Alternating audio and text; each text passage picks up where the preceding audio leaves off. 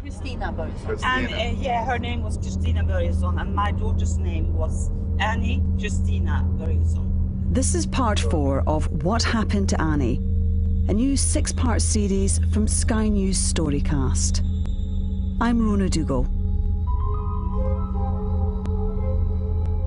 In part 3, we learned that our victim shares almost the same name as the journalist Christina Börjesson, someone whose reputation has been built on trying to expose the secrets of US national security agencies.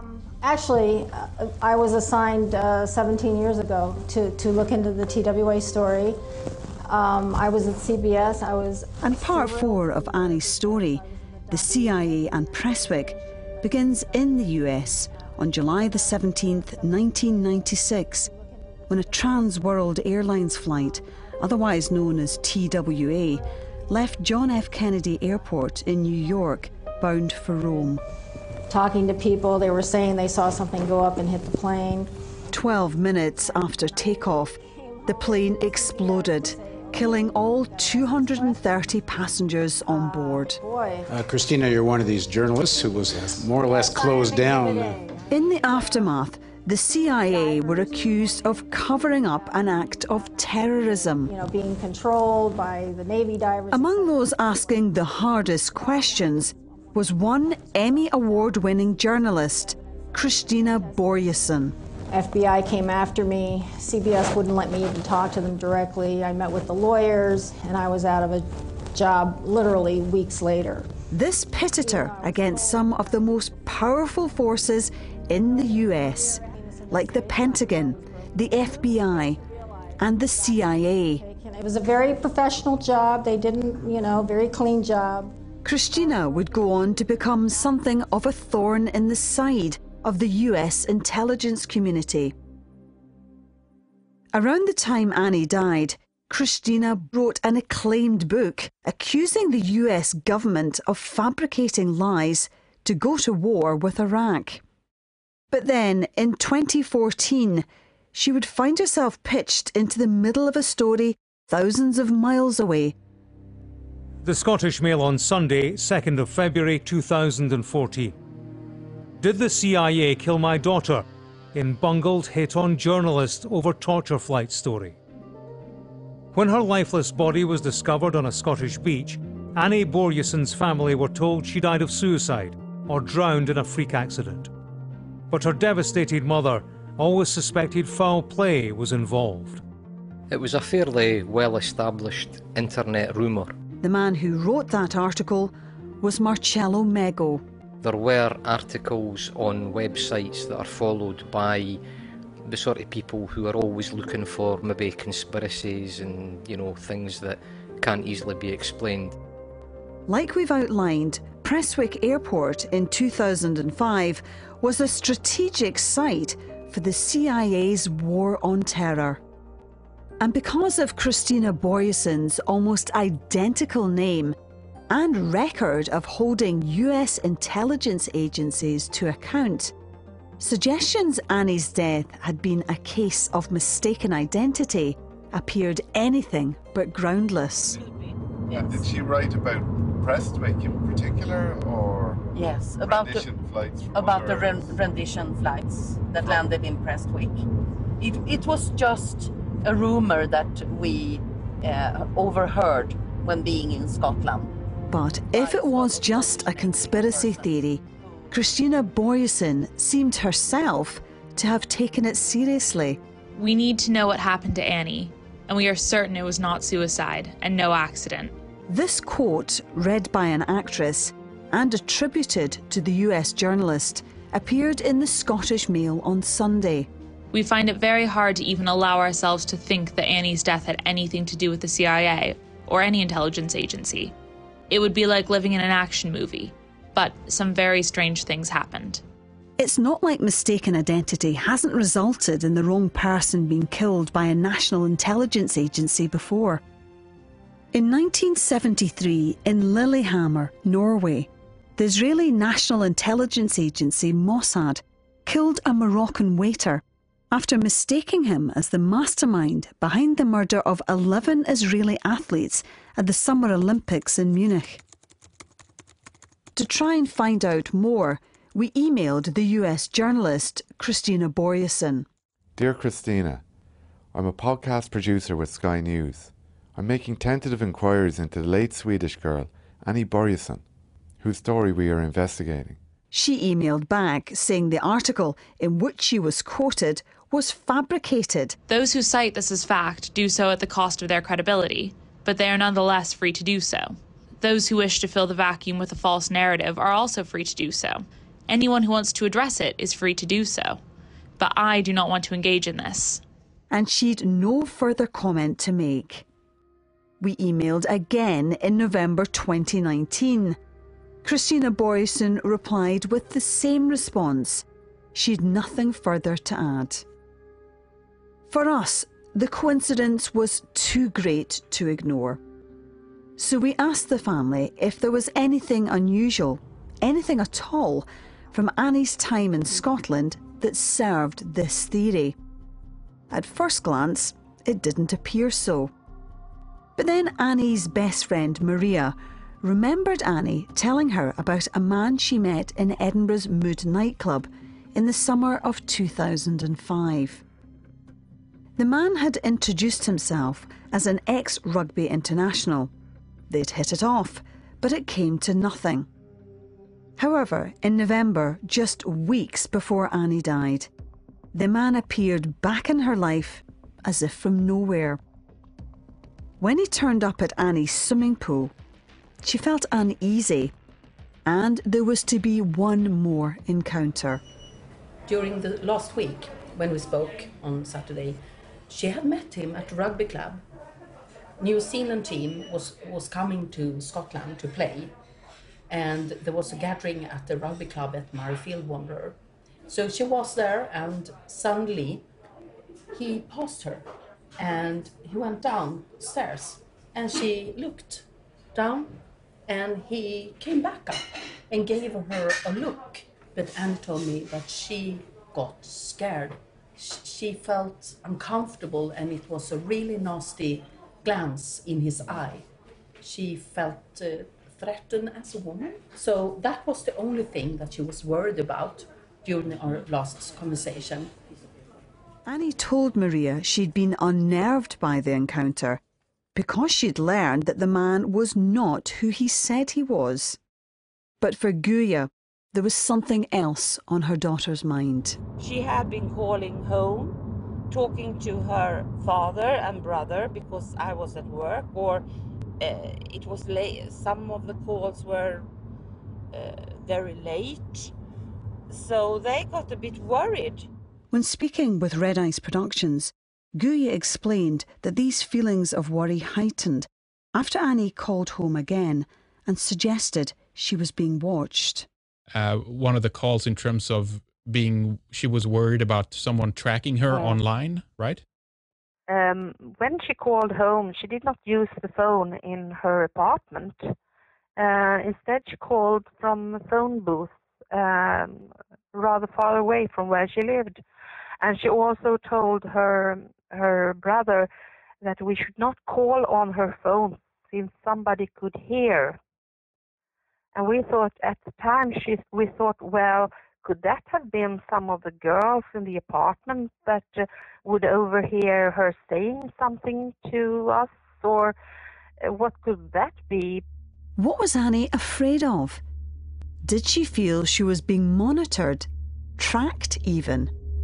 Was this the reason for her deleted emails? Was Annie trying to escape something her family knew nothing about? Then, the week before she died, Annie told Maria she was coming home. So she said, I have money and we are going to go on a shopping spree. We are going to shop for Christmas presents, and I have to have birthday present. I don't remember if it was for her dad. She had money. She was on her way home, and I said, just phone me when you have arrived at Skavsta, and I come and fetch you. And I asked her, are you coming on Friday or Saturday? Well, we'll see about that.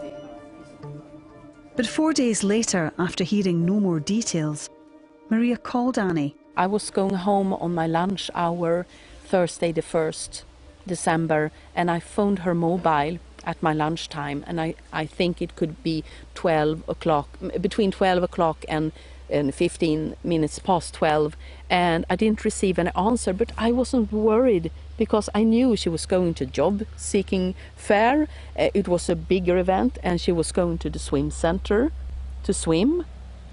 So I wasn't worried. I knew she was coming. Annie never kept that Thursday appointment at the jobs fair. Her family say this was totally out of character. And there was something else. Annie never told her mother she was coming home. To me, it was normal that she might have travelled to Maria first, because they were friends and they wanted to see each other, do shopping, and then come home to us for Christmas. That's how I thought about it. By the Friday evening, concerned by these phone calls, Guya called her daughter. At the time, she was visiting her friend Kat Dalmo at the Whisky Centre. And so I called to ask if there was something special happening and so on. And then she was at the Whisky Centre talking with this girl, and she told me, I asked her, what's the matter? Your father and your brother are worried about you. And she said, this is something I have to deal with myself. She had to take care of something, you know. We talked very briefly, and I said, well, we can talk tomorrow or this evening. And she said, well, yeah, we'll see about that, something like that. After hanging up, Annie said goodbye to Kat and left. Only she didn't return to her apartment. Kenneth Roy, the journalist from the Scottish Review who died last year and who'd done a huge amount of work on Annie's story, he discovered that Annie had one more appointment to keep that day. There was a final conversation with a friend in Sweden, sometime between 6 and 8 p.m. that night. Annie had told her she was going to a party in Edinburgh at around 10 o'clock. She'd seemed positive about the party, but seemed reluctant to talk about it.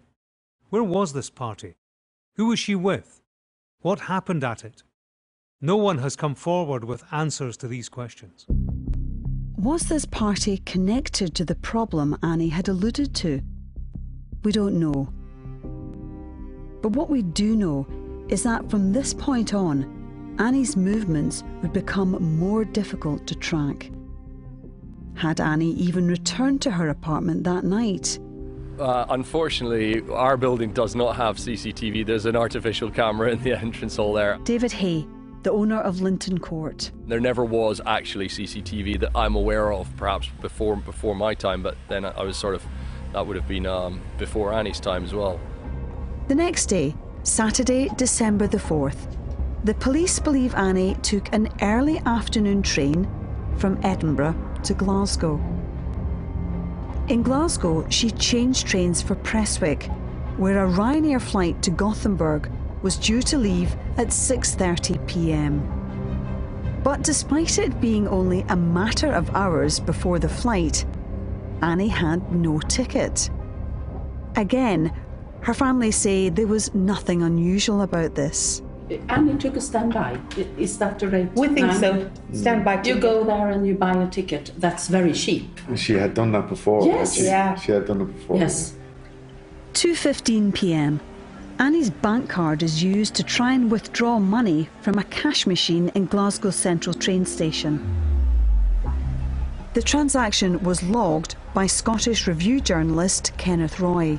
First, Annie tried to withdraw £100, then 50.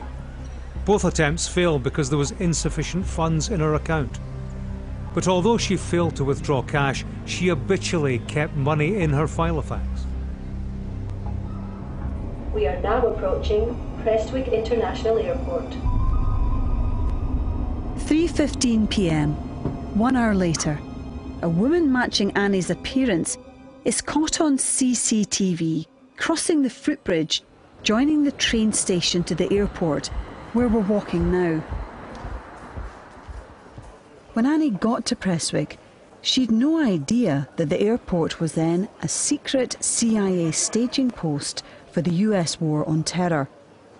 Or did she? One Scottish police insider said they'd heard Annie had been monitoring CIA flights at the airport. Whether the source of this is rumour or there is actually something in it is unclear. But in this conversation with Red Ice Productions, you can hear this theory has caused Guya some distress. And I sometimes wonder if she got to see or hear something that she should not know about. She just was in the way of something.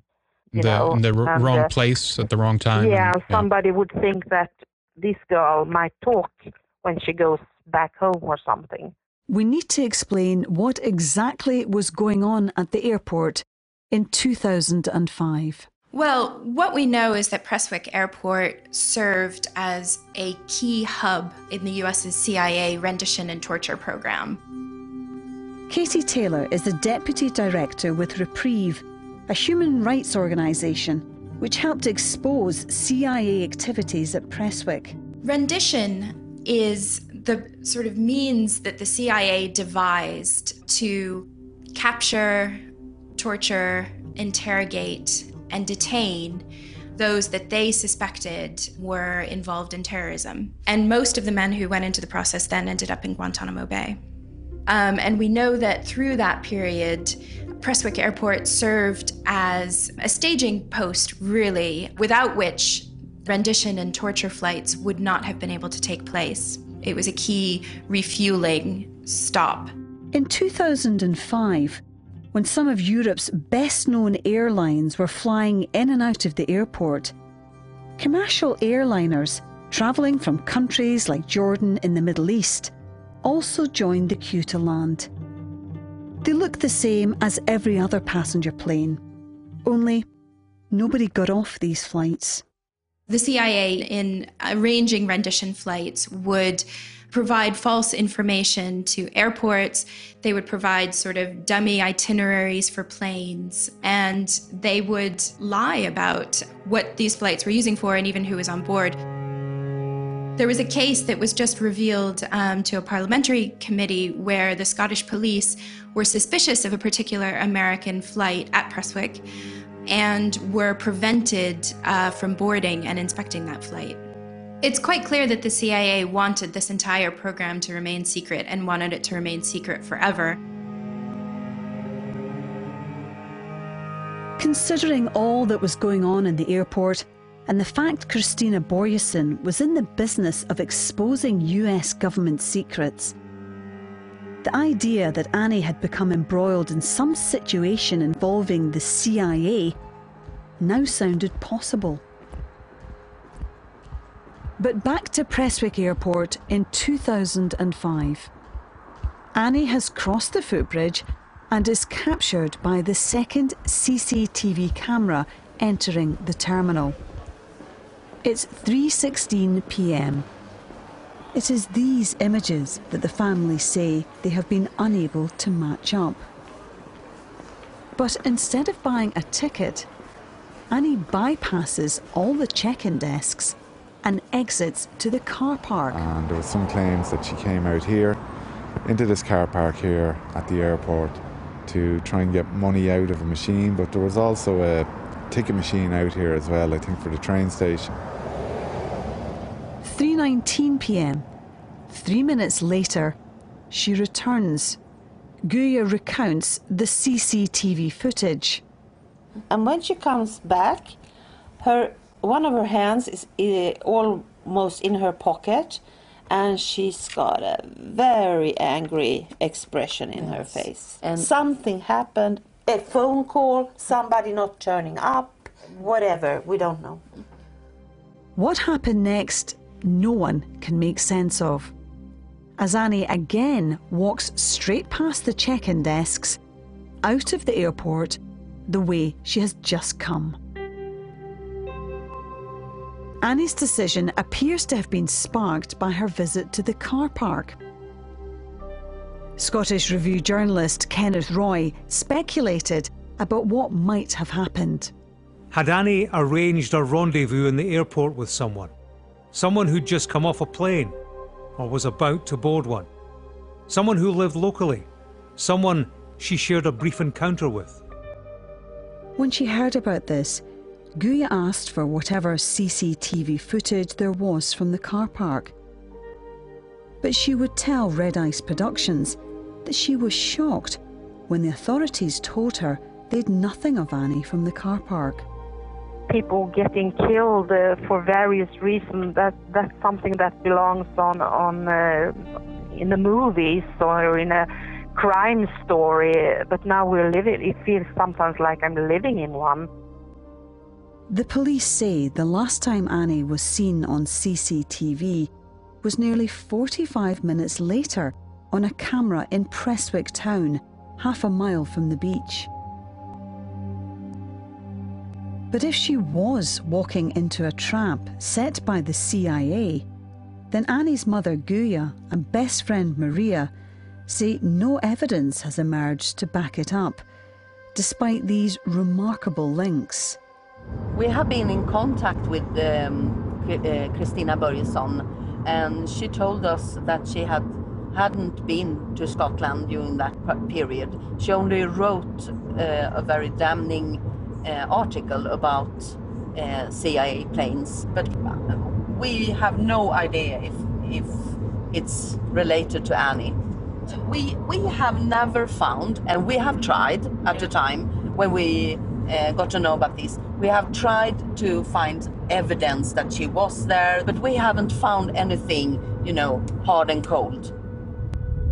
Marcello Mago remains certain Annie was murdered.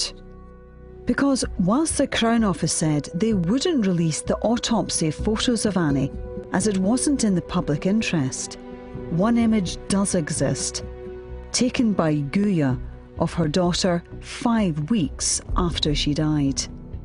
And having been shown this photo by the family, Marcello believes it holds the answer to Annie's death.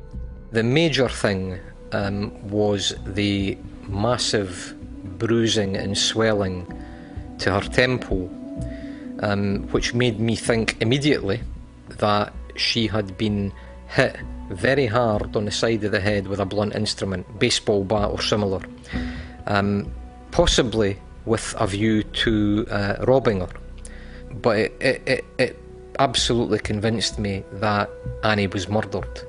I think I believed that before I saw the pictures. I certainly believed that on seeing them, and I still believe that now. Annie's unusual behaviour in the weeks before her death, deleting emails, protecting the privacy of her phone calls, has convinced Annie's mother, Guya, that her daughter had been spooked by something or someone. Maybe it was just a jealous boyfriend who killed her. I have no idea, Yeah. These other elements exist, so they are worth investigating as well as everything else. Could it have been the man she'd met in Edinburgh's Mood nightclub who killed Annie? What other explanation could there be? But as we usually say about all these strange things happening, and Annie is dead, and so everything is possible.